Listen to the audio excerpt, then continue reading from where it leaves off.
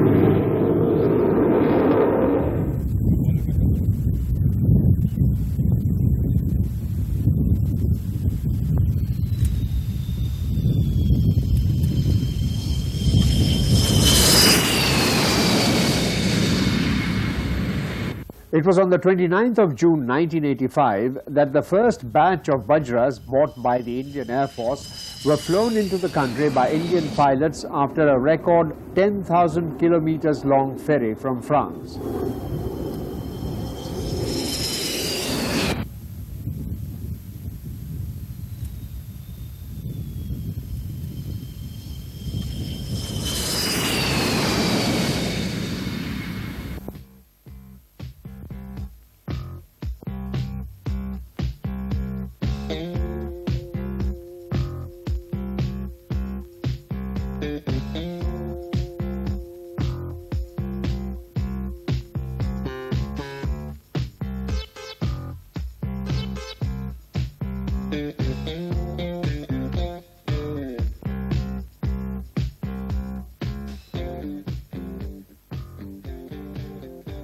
For once, the rules were relaxed and the families of the incoming pilots arrived on the tarmac to welcome them.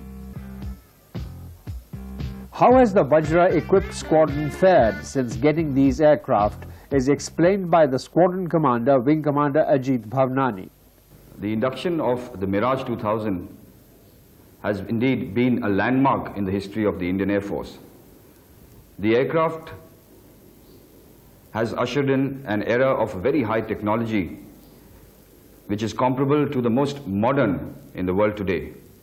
Since June of 1985, when we flew in the first batch of these aircraft into India from France, it has been a period of 15 months.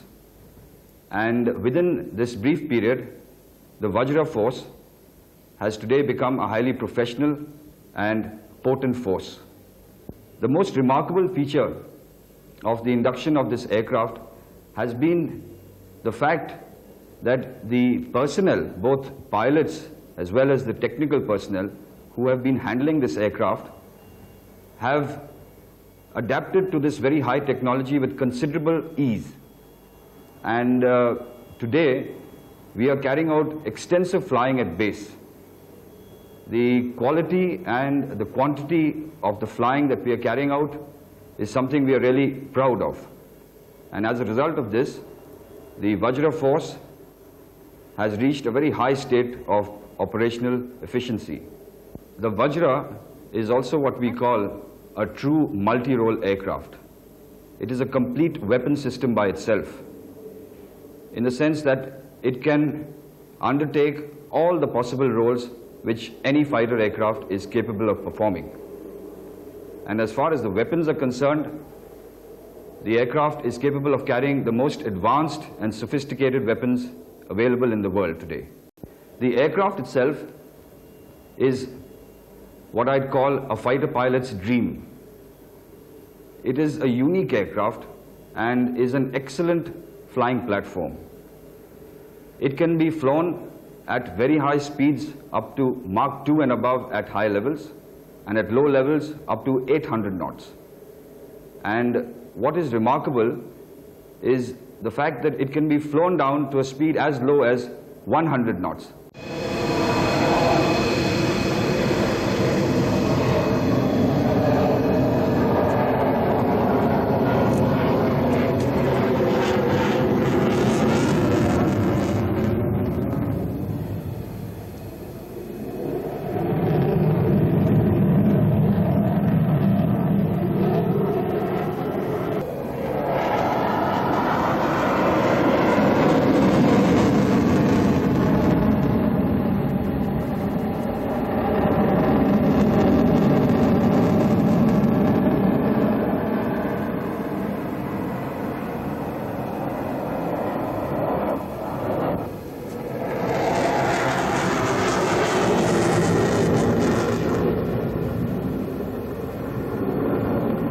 Following its maneuverability in a 100-knot run, the Vajra shows its paces in a low-level, high-speed run.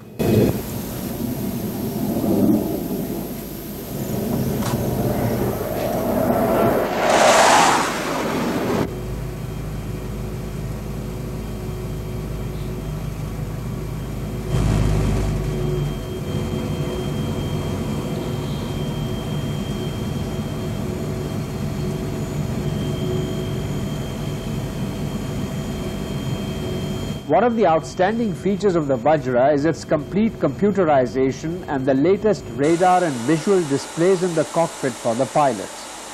Squadron Leader D.K. Sen speaks about these most modern features. In this building, we look after the repair, second line repair of all the Mirage electronic systems by which the pilot navigates, acquires targets, gets warnings of enemy aircraft, etc. In this particular room, we repair all the multi-display systems, which are the systems given to the pilot to be able to navigate and do all kinds of gunnery and target acquisition. In the aircraft, the head-up display is on an eye level with the pilot, and directly below it is the head-down display for easy reference for the pilot. This is the test bench on which we check most of the multi-display systems, and it has a capability of simulation also. As I have shown you, we have seen an ILS letdown, that is the symbology which is presented to the pilot in ILS landing, and also on the head-down display we have seen a picture of an aircraft with all the stores, that is his bullets, his guns, rockets and missiles, and the exact number that are contained on the aircraft. So when the pilot goes into battle with another aircraft and he releases certain amount of his ammunition, he wants to know what all is left. He can always come to know through this head-down display.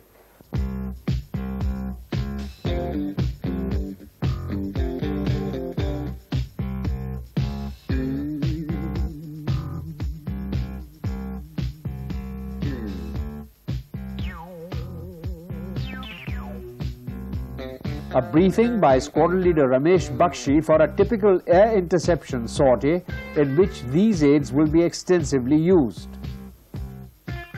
Our mission this morning is a two-aircraft low-level strike versus interceptors not below 500 feet AOL. For this morning's mission, we shall simulate two-aircraft low-level strike, striking the base, and the base defended by two interceptors under radar control. The composition of the formation: defenders, that is the strike self as Rambo 1, Amit as Rambo 2, interceptor formation, Sattu as Bazooka 1 and Rohit as Bazooka 2. TACANs for the strike is 17 and for the interceptor is 80. The operating channel is red 11. Armament simulated for this exercise are two magic missiles and guns. Fuel carried is 3,800 kgs, combat bingo for the exercise 2,000 kgs, bingo 1,500, joker 1,200 and thirsty 1,000 kgs. Startup will be on time at 0630 hours. Avionics available are TACAN, RWR, VOR and ILS. Sight and armament checks will be as per standard operating procedure. Taxiing order would be Bazooka 2 followed by Bazooka 1, followed by Rambo 2, and then finally Rambo 1. Taxiing distance is not to be less than 500 meters. Having completed the tire checks, the interceptors would ask for lineup permission, and lineup would be as indicated on the board. The takeoff would be a pair takeoff with a 15 seconds interval between the sections. For join up, the defenders, that is the strike, Amit, I would like you to join up in broad formation, and for the attackers, Rohit, you join up with Bazooka 1 in patrol formation and subsequently be controlled by the radar. The recovery would be in fighting formation, and rejoin could be off a jet let down, stroke a direct rejoin depending on the fuel figures at the end of the combat. Landing distance between aircraft, gentlemen, is not to be less than 2,000 meters. Emergencies. On the ground, we have a standby aircraft, namely 104. In case your aircraft goes unserviceable, this aircraft would be on alignment and you can hop into this aircraft. Abort takeoff. In case you are aborting takeoff, the nose wheel down, give an appropriate RT call and commence braking commensurate with the runway length available to you and maintain your lane. In the air, in case you have an emergency, with RT, sing out, necessary assistance would be given to you. Turn towards the base, carry out your actions. In case, without RT and in combat, fly out of the combat area for 15 seconds with reheat, switch, reheat, off, carry out actions. In case the emergency is not a react emergency, take out your flip and carry out the emergency actions. Area of operations is set to south. Commencement. The strike would be coming in at 500 feet AOL at 600 knots. The interceptors would be under radar control and would be flying at the height dictated by the radar controller.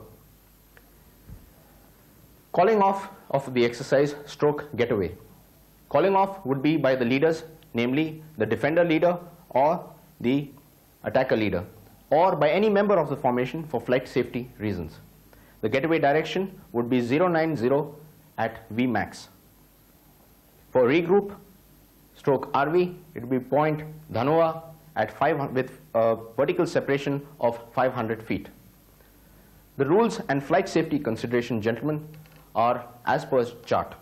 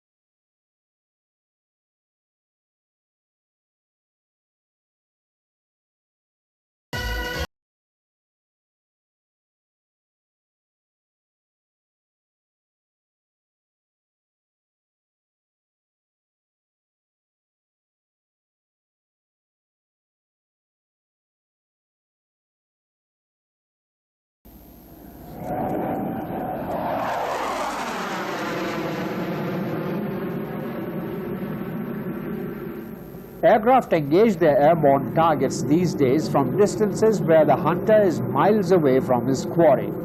The hunter stalks its prey, aided only by his own and ground controller's radar. The final blow is also delivered with a guided missile when the two pilots cannot even see each other. But again, for our benefit, the Vajra pilots closed their distance from each other and showed how a close-quarter combat would look, where the interceptor on his quarry's tail tries to get into position through all its climbing and descending turns, which modern-day air combat consists of.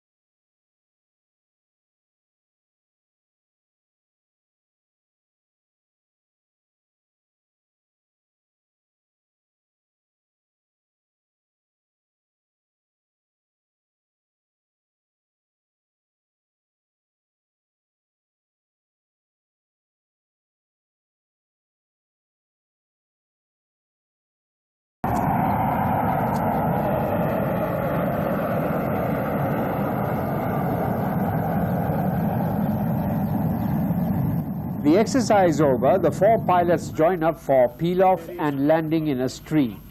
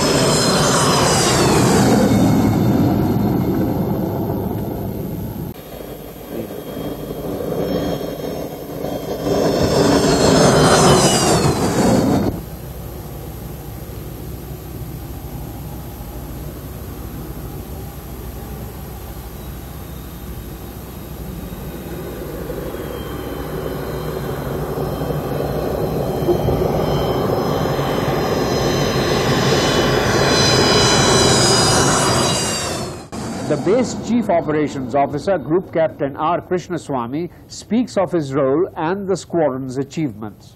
Well, in my capacity as a Chief Operations Officer, it's my responsibility to ensure that the right environment is provided for training of Vajra pilots. Also, to ensure that a peak operational efficiency is maintained right throughout. The last 2 years, it has been a great, indeed, it's an exhilarating experience to see the Vajras coming up. It seems just the other day, 10 aircraft ferried in from France on June 29th. And today, we are very proud to say that we are ready to meet any operational commitments whatsoever the country desires from the Vajra force.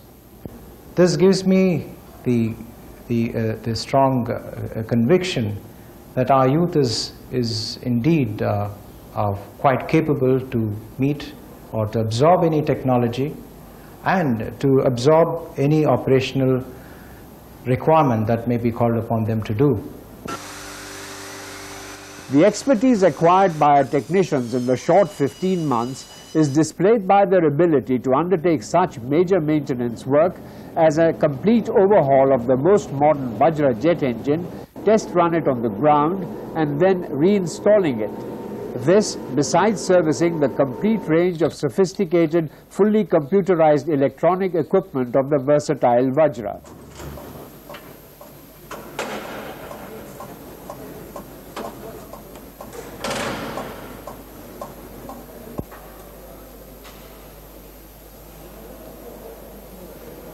A word about it from the Air Officer commanding the Vajra base, Air Commodore Denzel Keeler. I have been commanding this base for the last 3 years. Initially, in the first 1.5 years, we concentrated on setting up the infrastructure for the safe operation of Vajra aircraft. In this, the engineers did an excellent job, and within 1.5 years, the base was ready for operations. Since then, we have been mainly concentrating on the operational flying training and the streamlining of our maintenance activities. On the maintenance side, there were few apprehensions expressed on the ability of our engineers and technicians to absorb the new technology. But I myself was surprised to see the smoothness with which this technology was absorbed, and our men today are maintaining the aircraft completely independently of the French. In fact, the French have even commended the performance of our engineers on the ground here and are themselves surprised at the performance. To be proficient in the Vajra's multi-purpose all-weather role, the pilots also practice night flying maneuvers, which normally start at dusk.